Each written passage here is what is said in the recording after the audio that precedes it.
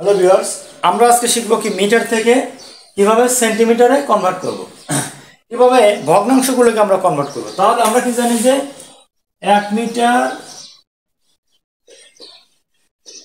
সমান 100 সেন্টিমিটার। তাহলে যদি 5/20 হয় সমান কত? 5/20 মিটার সমান কত সেন্টিমিটার? 10/20 মিটার সমান কত সেন্টিমিটার? এরপরে দেব 30/20 মিটার সমান কত সেন্টিমিটার। তাহলে আমরা কি 5/20 মিটার সমান কত সেন্টিমিটার সেটা আমরা দেখব।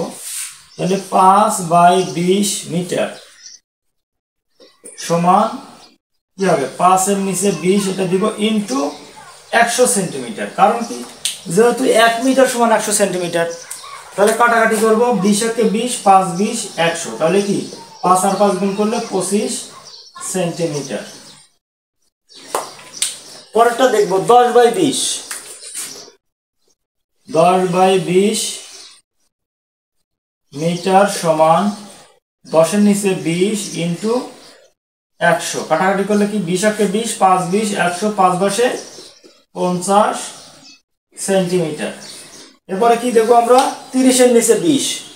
তাহলে 30/20 সেন্টিমিটার সমান কি হবে? 30 এর নিচে 20 ইন্টু 100। 20 একে 20, 5 20 100, 5 30 150 সেন্টিমিটার। তাহলে আমরা কিন্তু এভাবে খুব সহজেই মিটার থেকে সেন্টিমিটারে কনভার্ট করতে পারবো।